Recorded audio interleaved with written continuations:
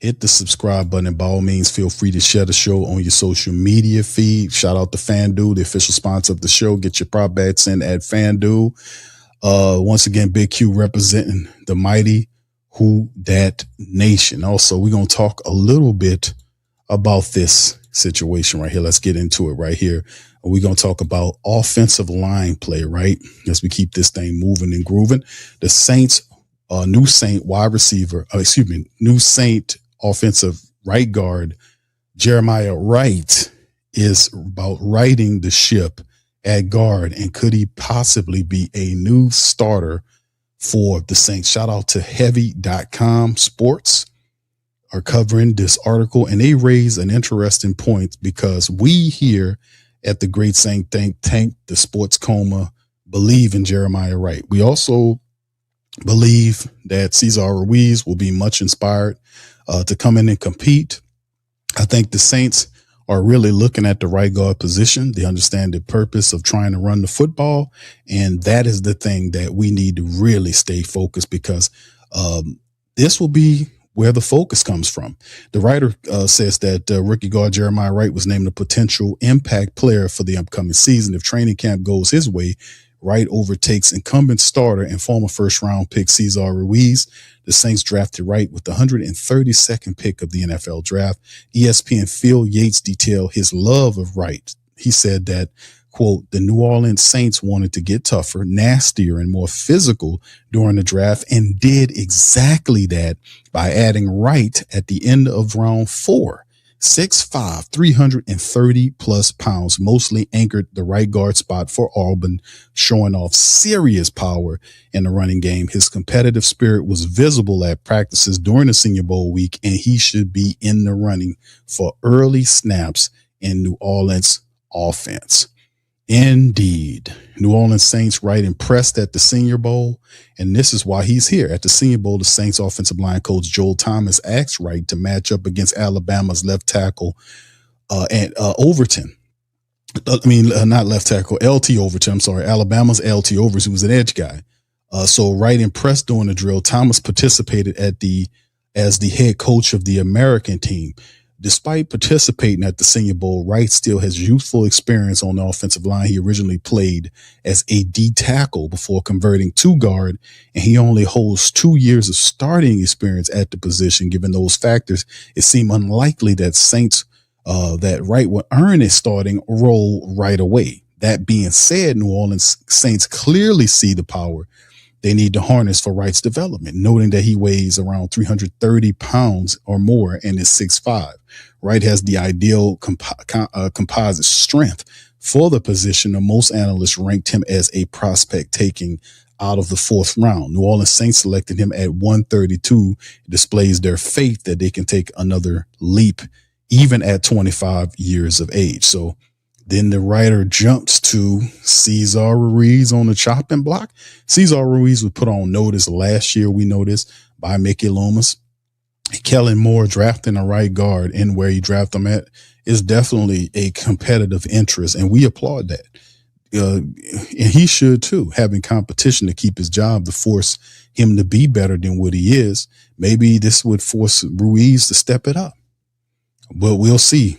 But the Saints still have not restructured the contract for this coming season. If Wright or Dylan Reduce wins the starting job, the Saints can trade Ruiz to save the $9.7 million this year against the cap. The move also frees up $4.7 next season. So the Saints have, and this is a good point that the writer is making, Saints have not touched Cesar Ruiz's salary. That's right. He has the second highest annual contract behind the 15.4 that Chris Olave currently has. Almost $10 million for Cesar Ruiz. I have to say, okay, the Saints don't want to rework that contract. They don't want to touch it or put voided years on it. Perhaps the Saints are waiting to see how he plays. I think Dylan Reduce is not a factor at the right side of the line. I think he's more of a backup left guard behind David Edwards, the new signee for the Saints in free agency. But I think the right side is Jeremiah Wright. That's all he's ever played was the right side. His knees are right. He played the right side for a couple years for Auburn, and he was good at it too. But as a former defensive tackle, he has a temperament. He knows exactly what's going on there. So it's like looking from both lenses, which should make him a complete player, more of a complete player.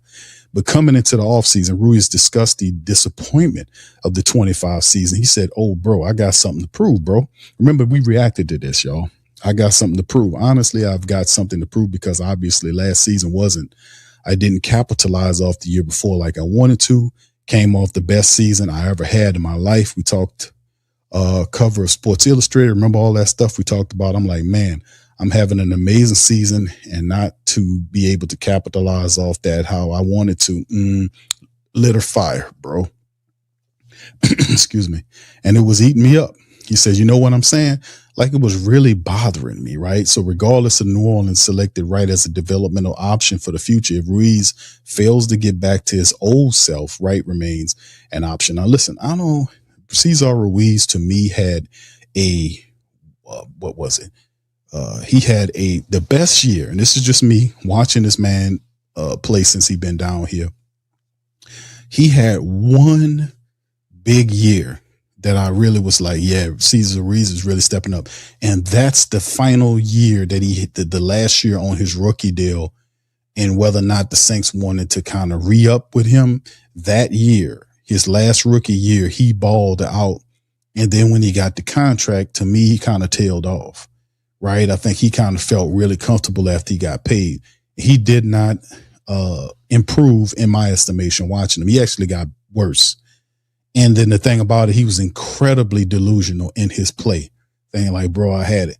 But the year that he really stepped up was that contract year to get the new contract. And after that, he tailed off. So and obviously the Saints agree with me on his assessment and you as well, because they have eyes and they understand that they got to do a lot better. Cesar Ruiz has to be able to work on his technique, his leverage, his footwork, his strength seems questionable at times. What he's doing, he's been in the same system for a long time.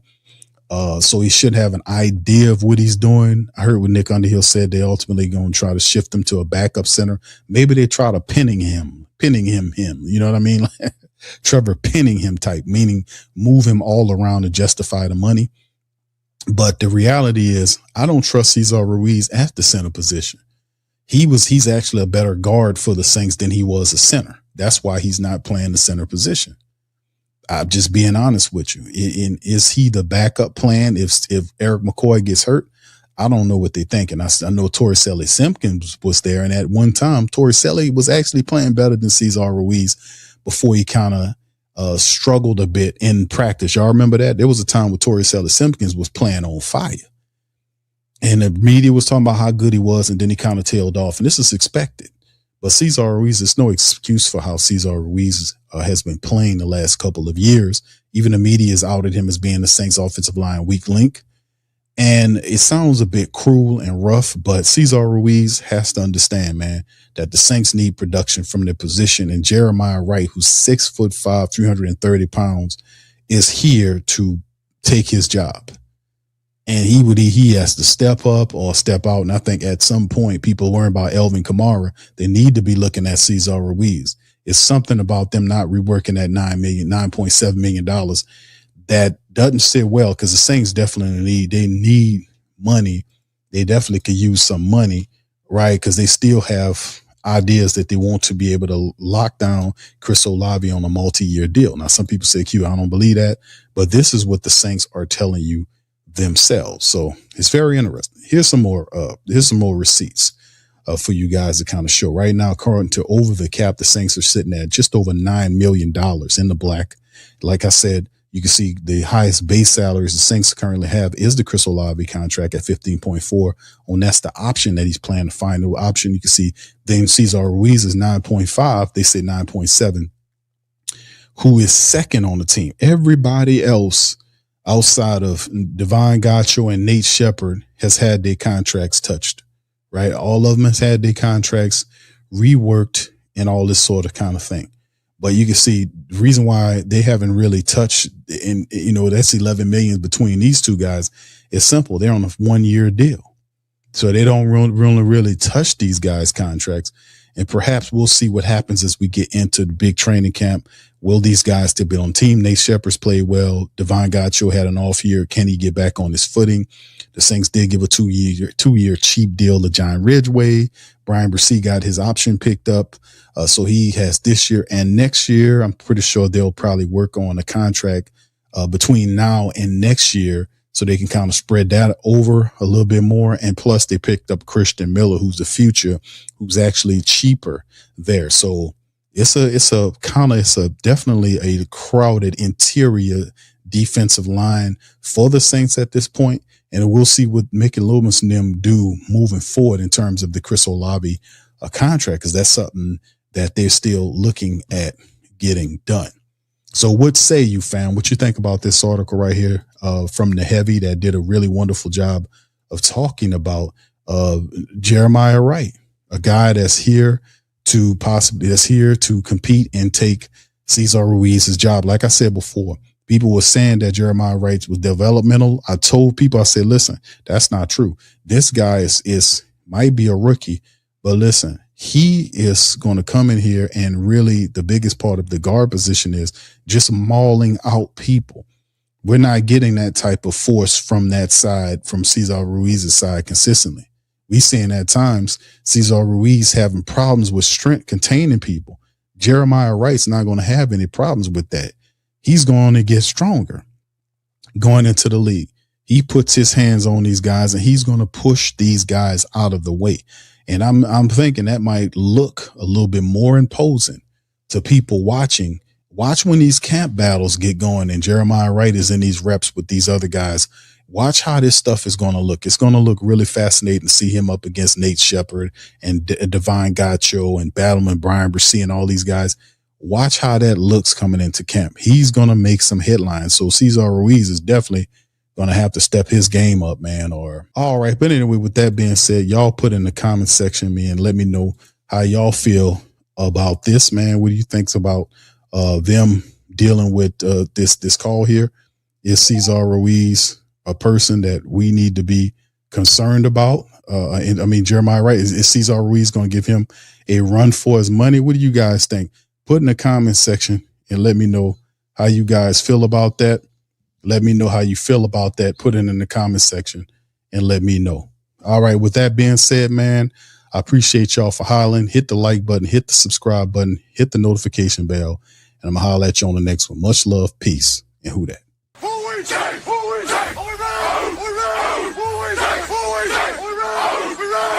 This is New Orleans!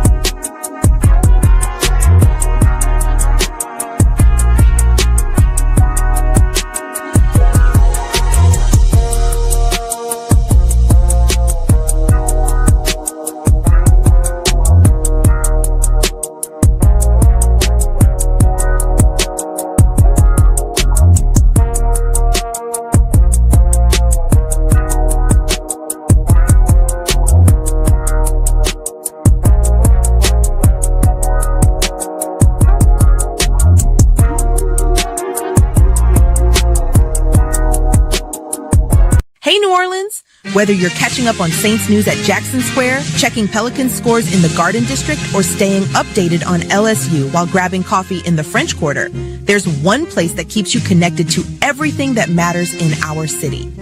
From Bourbon Street to the Superdome, from Preservation Hall to the Riverfront, New Orleanians are staying in the know with the whodatdaily.com. Your daily source for Saints, Pelicans, LSU, and all the sports, music, and culture that makes our city special.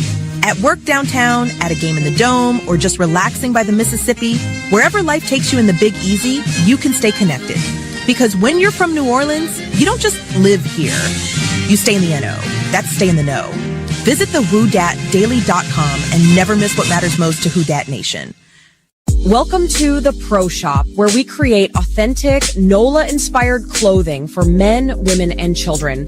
From Saints jerseys to Pelicans gear, everything's crafted right here in New Orleans. Whether you're shopping the Pro Shop, the Pel Shop, or the Pro Shop Kids, we've got your whole family covered with genuine merchandise that represents our city's spirit. Check for links in the description section below or in the chat.